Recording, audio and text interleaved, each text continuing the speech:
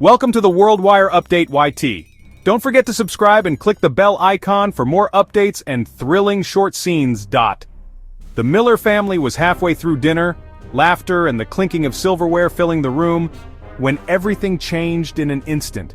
It was as if the world seemed to tilt on its axis, the air thickening with tension as the television blared breaking news. On the TV, a grim-faced anchor delivered the headline. 5 major Asian automakers were pulling out of the U.S., costing over 38,000 jobs. The words seemed to echo through the house, each syllable heavier than the last. Sarah Miller, a parts supplier worker, put her fork down, her appetite gone. She glanced at her husband, her mind racing with worry. Her husband Tom, a truck driver for those parts, stared in disbelief, his knuckles whitening around his glass. He'd driven those routes for years. What would he do now? The anchor spoke of factory gates padlocked, production lines halted, and the sudden stillness that would soon grip entire towns.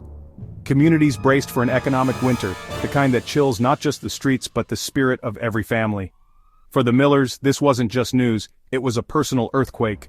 Their mortgage, their kids' futures all thrown into uncertainty. The security they'd worked so hard for now felt fragile, slipping away with every word from the TV.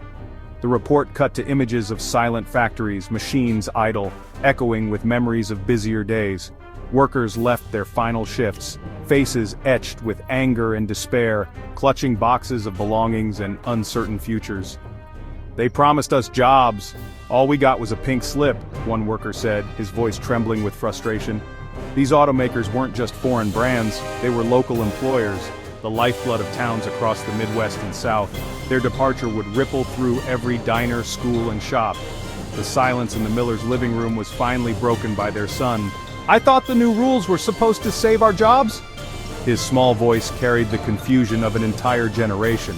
Tom and Sarah had no answer. The question hung in the air, heavier than any silence. As a politician offered hollow reassurances on TV, the Millers knew a promise had been broken and they were left to pick up the pieces, uncertain of what tomorrow would bring. 38,000 jobs, gone overnight. In a single shattering moment, entire communities were left reeling, their futures thrown into uncertainty. Not just numbers, but families facing overdue bills and empty fridges. Parents wondering how to explain to their children that dinner might look different this week, or that a birthday gift will have to wait. The exit of 5 Asian automakers wasn't quiet. It was a seismic exodus, shuttering billion-dollar plants that anchored entire towns. Streets that once bustled with shift changes now echo with silence. For every assembly line worker, countless others, truck drivers, cafeteria staff, local suppliers, were caught in the fallout. Small businesses that depended on factory workers saw their customers vanish overnight. The loss of direct jobs was just the tip of the iceberg. The ripple effect spread through neighborhoods, schools, and local shops.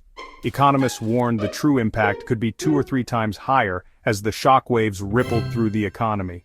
Each lost job meant less spending, less hope, and more uncertainty for everyone. These companies had invested heavily in the U.S., becoming part of the manufacturing fabric. They provided stable jobs, training, and a sense of pride for generations of workers. But new policies turned a profitable partnership into a losing proposition. Decisions made in distant offices changed the fate of thousands overnight. Outside the factories, workers emerged with cardboard boxes, the remnants of their careers, years of dedication reduced to a few belongings and a final walk through the gates. They'd done everything right, but their livelihoods were sacrificed in a high-stakes political game. The sense of betrayal was palpable, as families leaned on each other for support. The promise of a manufacturing renaissance dissolved into mass layoffs and uncertainty. Hopes for a brighter future faded as reality set in.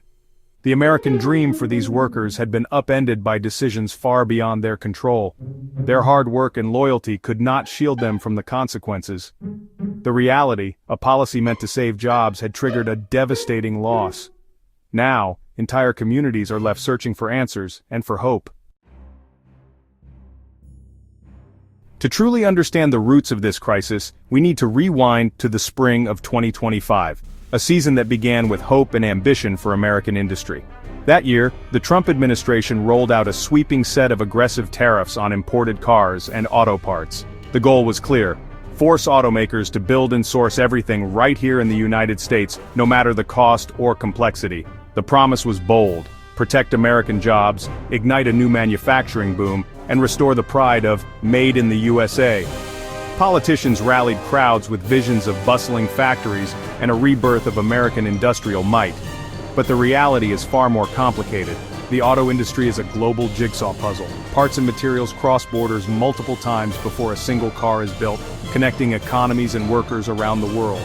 In 2024 alone, U.S. suppliers exported $65 billion in parts to Mexico and Canada.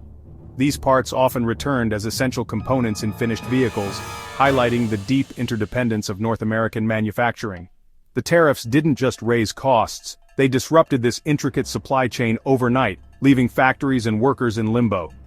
Instead of new factories rising, chaos erupted.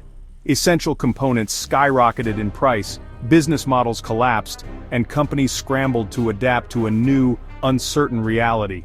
The plan to revive American manufacturing quickly turned into a series of costly missteps, with shuttered plants and wasted resources. The promise of growth became a dangerous gamble, as uncertainty spread through the industry and workers faced an unpredictable future.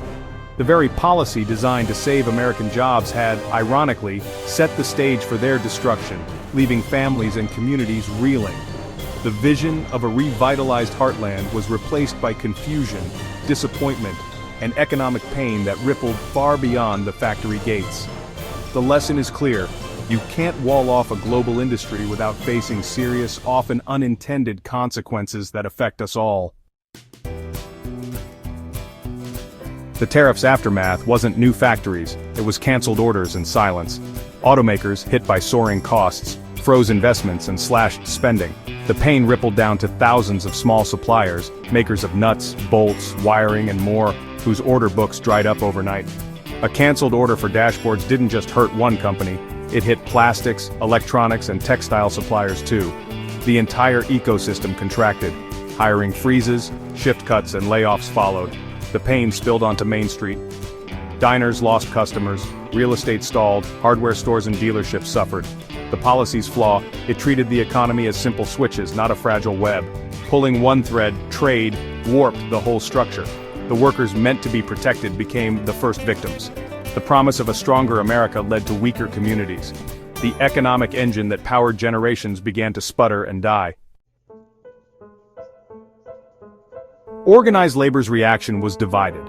Some union leaders, desperate for job security, supported the tariffs. The hope tariffs would force production back to the U.S. and create union jobs. But many workers were skeptical, knowing the supply chain couldn't be untangled overnight. As months passed, hope turned to anger. Overtime vanished, shifts were cut, and layoffs mounted. Union leaders who backed tariffs faced backlash as the policy backfired. The sense of betrayal was deep. The debate was no longer theoretical, it was about real jobs and real families. Workers didn't care about trade politics, they cared about paying bills and feeding their kids. The tariffs, sold as a lifeline, became an anchor dragging them down. To see the devastation, look at small businesses like SMT Automation in Michigan. Led by Elena Morales, SMT had expanded, hiring staff and investing in new equipment, expecting a manufacturing boom. But the boom never came. The tariffs hit, and automakers froze spending. Orders dried up, new machines sat idle, and Elena had to lay off her new hires. SMT, once a symbol of revival, became an early casualty. Their story was echoed by thousands of small suppliers and service providers nationwide.